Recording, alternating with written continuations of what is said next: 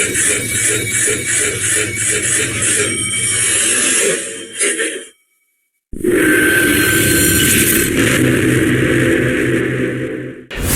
के weekly round up programme में आपका फिर से एक बार स्वागत है।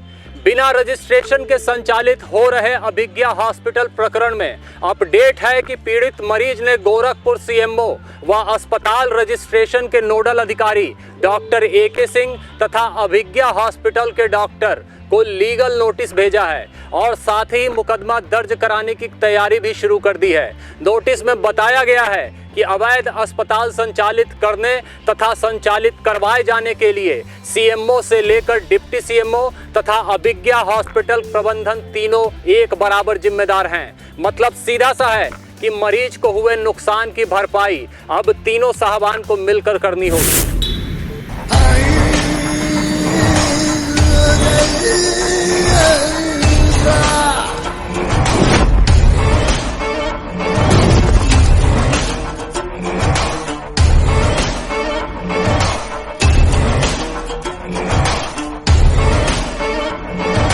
खबर है कि सूरजकुंड आवास विकास कॉलोनी में हो रहे अवैध व्यावसायिक निर्माण पर तीसरी बार रोक लगी है।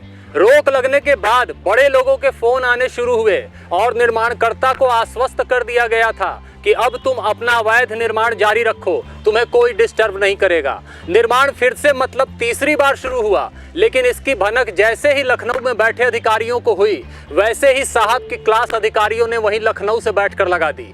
निर्माण अब चौथी बार रुक गया है और आवास विकास परिषद गोरखपुर क्षेत्रीय कार्यालय के जिम्मेदार न माल अंदर घोंट पा रहे हैं और न अपनी मजबूरी बता पा रहे हैं।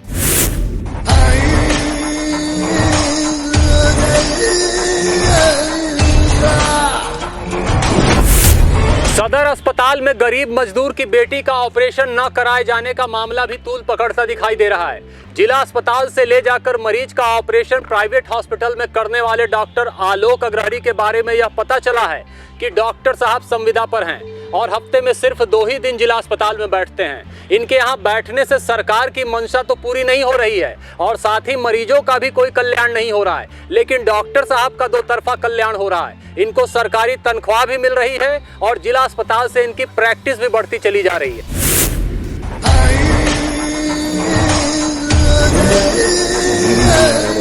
खबरों पर एकाधिकार रखने की चाहत और पत्रकारिता की मठाधीशी की वकालत को खास तवज्जो देने वालों को भी एक जोरदार झटका लगा है।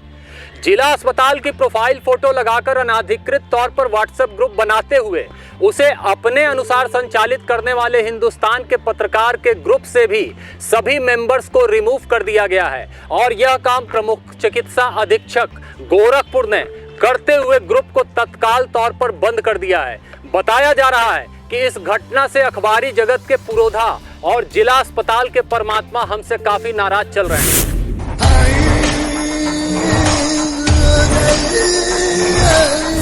पिछले हफ्ते सिस्टम के वीकली राउंड अप प्रोग्राम में हमने आपको दिखाया था कि एक टीवी पत्रकार ने बिजली कनेक्शन जुड़वाने की एवज में लगभग 2 लाख रुपए ग्रामीणों से ठग लिए थे। हमने टीवी चैनल के पत्रकार महोदय से ग्रामीणों के रुपए वापस लौटाने की गुजारिश करते हुए उन्हें 1 सप्ताह का समय भी दिया था, लेकिन पत्रकार साहब ने स्थितियों को सुधारने की बजाय उसे और भी बिगाड़ना शुरू कर दिया। पत्रकार साहब ने रुपए लौटाने की बजाय हमें सिकरीगंज और बेलघाट के पब्लिक व्हाट्सएप ग्रुपों से अपने सहयोगी ठग द्वारा रिमूव करवाना शुरू कर दिया ताकि क्षेत्र की आम जनता को इनके कारनामों की जानकारी न होने पाए और पत्रकारिता की आड़ में आम जनता से ठगी और दलाली का इनका यह सिलसिला यूं ही चलता रहे।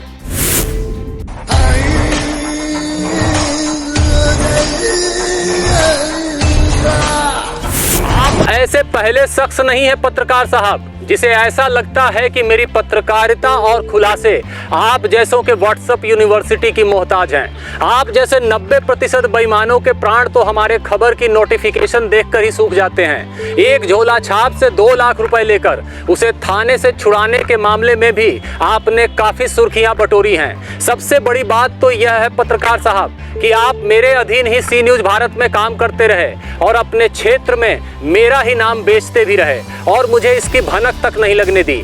आज मुझे तसल्ली है कि लगभग 8 महीने पहले मैंने आपका टर्मिनेशन जारी कराते हुए जो निर्णय लिया था वो निर्णय बिल्कुल सही था।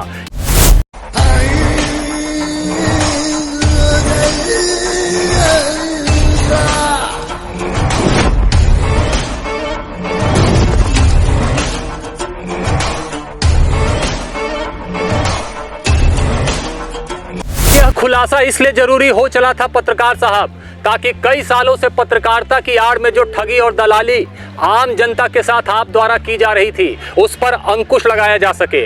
आप और आपके जैसे तमाम आपके सहयोगियों द्वारा सिकरीगंज तथा बेलघाट क्षेत्र में पत्रकारिता की आड़ में जो खेल आमजन के साथ खेला जा रहा है, उस खेल पर अब हमारी निगाह पड़ चुकी है। इन पत्रकार साहब के एक मित्र पंडित जी हमारे विषय में लोगों को यह बताते रहते हैं कि हम शनिश्चर हैं और हमारी छाया जहां पड़ जाती है वहां सब बर्बाद हो जाता है। तो आज पत्रकार साहब के मित्र पंडित जी की बात सच साबित हो गई है, क्योंकि अब हमारी छाया सिकरीगंज और बेलघाट क्षेत्र में पत्रकारिता की आड़ में चल रहे इस ठगी और दलाली के धंधे पर पड़ चुकी है।